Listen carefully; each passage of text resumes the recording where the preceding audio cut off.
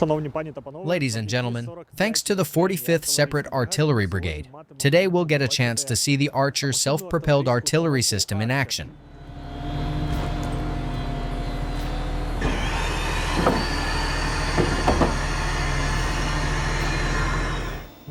What makes this piece of artillery unique is that the crew doesn't even have to get out to fire or deploy. Everything can be done from inside. Right now, we can actually watch it in action. The guys are setting up a mission. That's what they call it. Yeah, a fire mission. A fire mission. One shell, one shell. Target lined up. Ready. Target lined up. Ready to fire.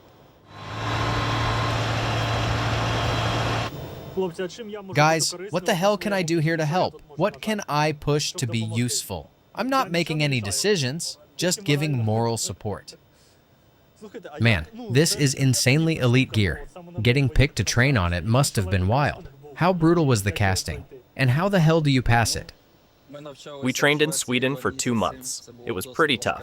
No weekends. This is very meticulous work.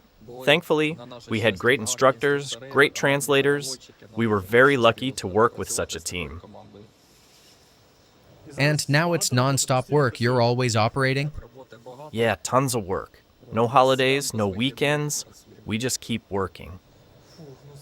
Damn, I'm guessing your fellow artillerymen are jealous you get to serve on Archers, right? We don't really talk to others much, but when we're driving down roads or through a town, we catch those looks. Everyone's super curious. The vehicle looks unusual, interesting. People stare, wave at us. It's nice. So here it's just 2 operators? Or are you gunner loader? Or is there no such role here? I'm the operator. I'm the commander and driver. This spot here is for the turret operator, but at the moment there's no turret installed. So right now our technician rides there. A turret, meaning you could mount a 12.7 up top or something? A Browning? Yeah, Browning.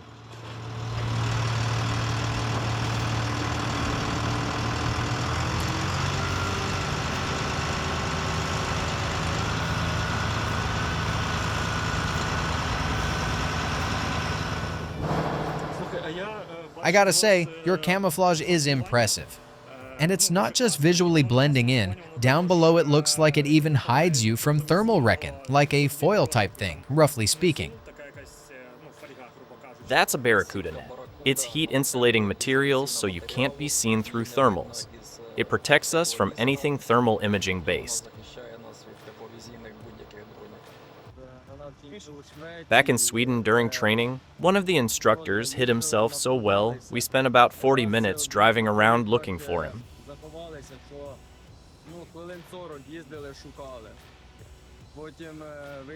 Finally, he got on the radio and asked for our coordinates so we could find him. And here you've got a bunch of natural camouflage too. Looks like dust has built up on it a bit. Best camouflage there is natural camouflage. So, are you mobilized or on a contract? Mobilized. Mobilized. Knows English. But what were you like before the full-scale invasion? I've only got the basics in English. I don't speak it fluently. But even that helped me a lot in Sweden.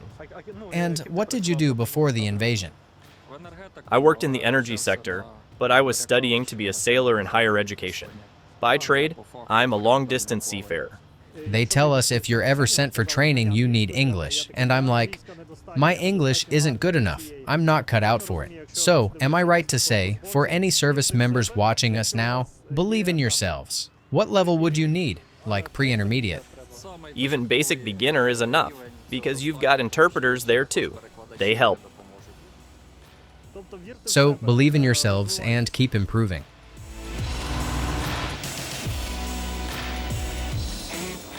This is a super cab, and it even has CBRN protection, chemical, biological, radiological, and nuclear safety. So once we shut the doors, right now they're open, once we close them, you should feel full pressurization inside. The guys say it should actually pop your ears. Let's try. Yeah, I can feel it. Here's the pressure gauge for the cabin, sitting at 1 bar right now. And when they fire, the guys say gun gases don't get into the cabin. That's wild. This is a mini boiler. You can make coffee, boil some water, heat up food. Rinse up, then get back to work. Shut yourself off from radiation. Finish your mission, sit inside, and eat your borscht.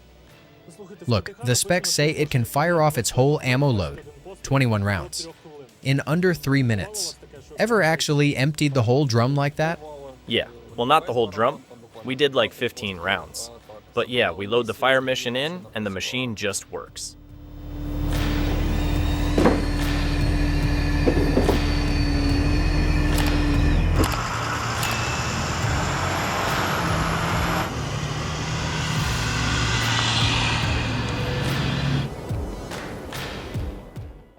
Alright, now we're going to film the archer a bit, standing a little distance away. For safety reasons, obviously. Safety for us, so we're not right next to the gun.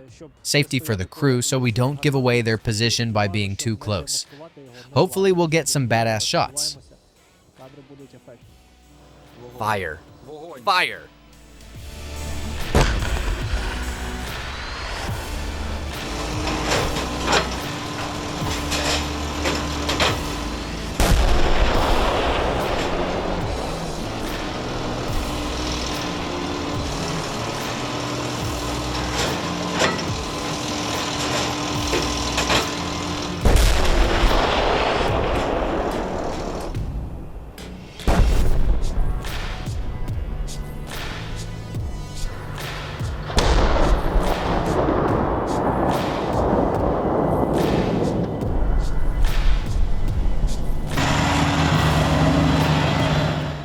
You and we have just seen with our own eyes how fast the archer deploys, how fast it gets the job done, and logically, how fast it needs to haul ass off the firing position before enemy counter battery wakes up, before you get spotted, before they hit back. We don't know which specific targets were destroyed here today, but taking into account that this artillery system only works against high-value and very priority targets, we're hoping today was an important, very productive day, and that we'll see it reflected in the general staff's stats. Just want to underline, this kind of fast, disciplined, professional work is only possible because of a truly expert trained crew, like the one we saw here today.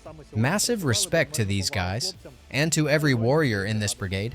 But how does the archer perform in real combat? What do Ukrainian soldiers say? The 45th Separate Artillery Brigade of the Armed Forces of Ukraine is giving news of the week this exclusive battlefield footage. On it, the Swedish Archer SPG in action. The guys only got this weapon system relatively recently, but they admit it feels like driving an elite off-road SUV. Operating this SPG is pure pleasure.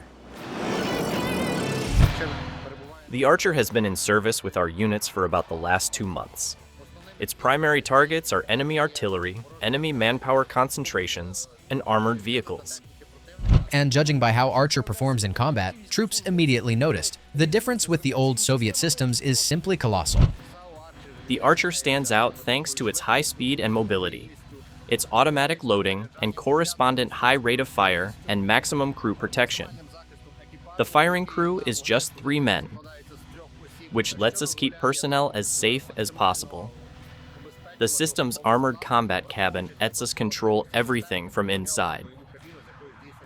Archer has bulletproof, fragment-resistant, and anti-mine armor, and to operate it, you don't even need to leave the cabin. The entire firing process can take literally a few minutes. This system can strike targets at 20, 30, 40+ kilometers depending on shell type.